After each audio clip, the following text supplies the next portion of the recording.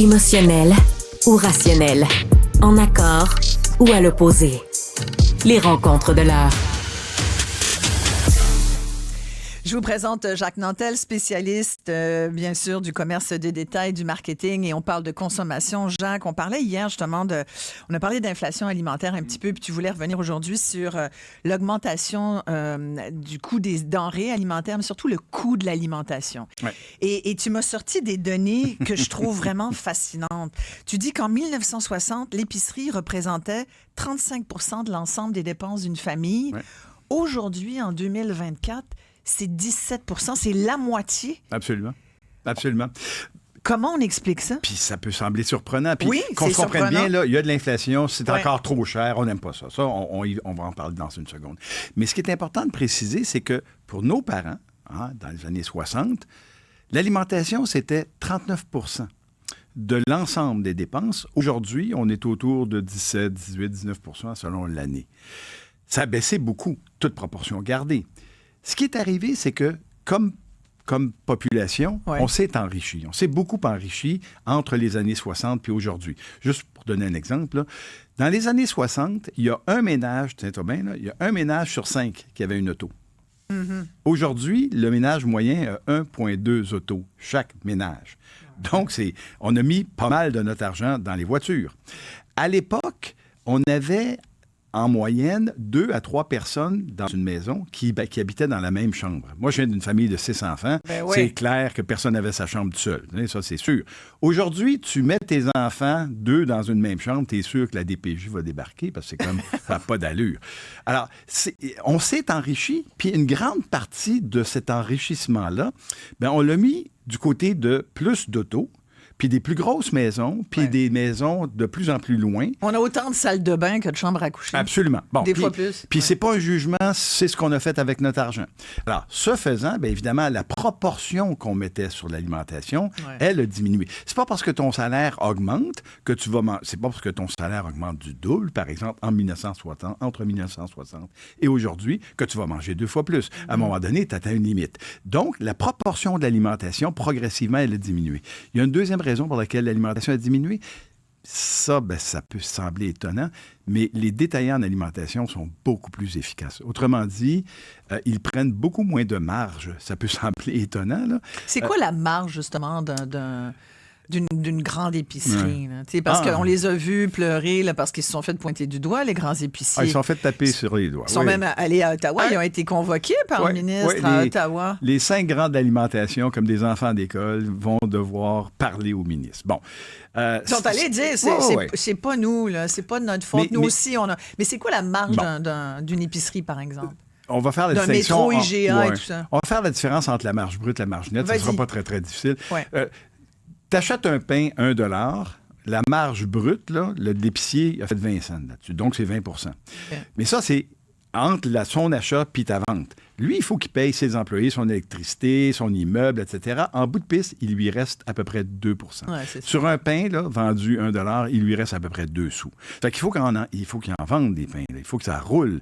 Et alors, c'est la raison pour laquelle on a de très gros joueurs qui sont extrêmement, je ne suis pas gêné de le dire, efficaces, parce qu'ils achètent en grande quantité, ils revendent en grande quantité, ils baissent les prix le plus possible. Mais tu vois, je reviens de France et ça m'a estomaqué de voir à quel point j'ai fait une épicerie en revenant cette semaine. J'en revenais juste pas. Là. De? Ben, comme quoi, ici, les plis, c'est l'enflure, mon cher ami. Ah oui, mais ça... On paye bien trop cher, je trouve, pour les choses.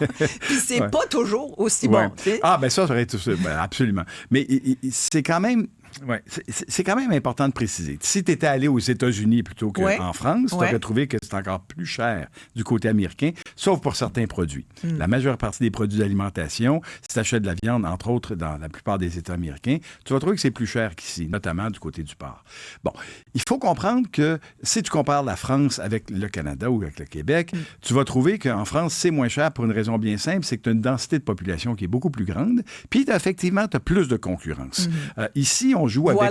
Ben oui, mais oui, voulais que tu le dises. Oui, c'est vrai ça. Sauf que quand le ministre cet été a été dire, on va s'arranger pour avoir un 6e joueur, on va créer de la concurrence, t'en auras pas de 6e joueur. Amène Leclerc ici t'en pour le auras fun. pas de 6e joueur. Non. Leclerc rentrera pas pour une raison bien simple, c'est que le Canada, c'est 40 millions d'habitants. Ouais. Déjà, à 5 gros joueurs, là, t'es pas mal saturé. Ouais. C'est que le 6e qui rentre ici, c'est sûr qu'il ne fera pas d'argent. Écoute, ça fait beaucoup réagir nos auditeurs. Merci. Vous pouvez nous écrire d'ailleurs, nous texter au 187 Cube Radio.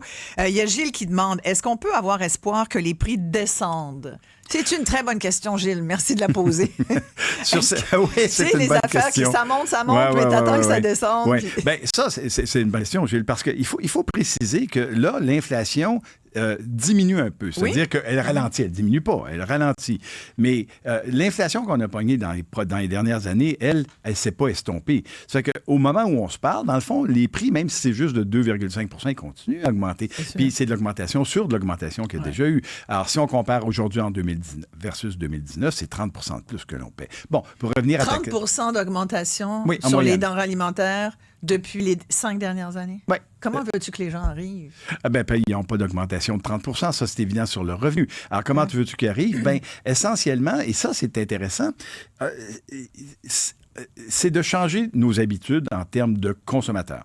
Ça, c'est bien le fun. L'alimentation, c'est probablement le seul endroit où on a l'impression, probablement avec raison, qu'on a un petit peu de pouvoir pour changer la donne. Tu es d'accord avec manger, c'est voter? C'est-à-dire ça, c'est clair. Puis non seulement je suis d'accord, mais c'est peut-être le seul endroit où on peut voter. C'est le seul point qu'on a. Ben oui, parce que ton logement puis ton hypothèque, là, honnêtement, tu peux aller broyer à ton banquier.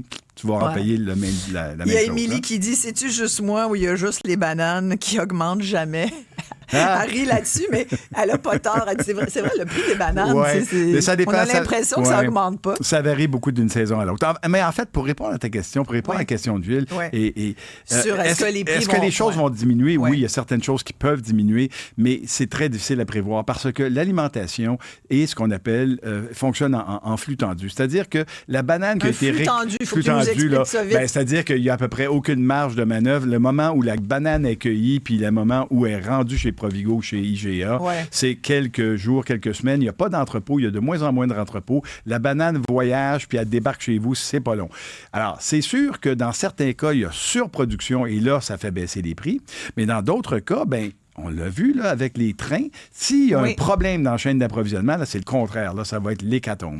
Alors, c'est difficile de prévoir qu'est-ce qui va augmenter, qu'est-ce qui va baisser. Mais malheureusement, puis ça, je ne veux pas être porteur de mauvaises nouvelles, mais les changements climatiques font en sorte que la probabilité que les prix d'alimentation ne baisseront pas, ils vont augmenter. Merci beaucoup, Jacques Nantel. C'est toujours un plaisir.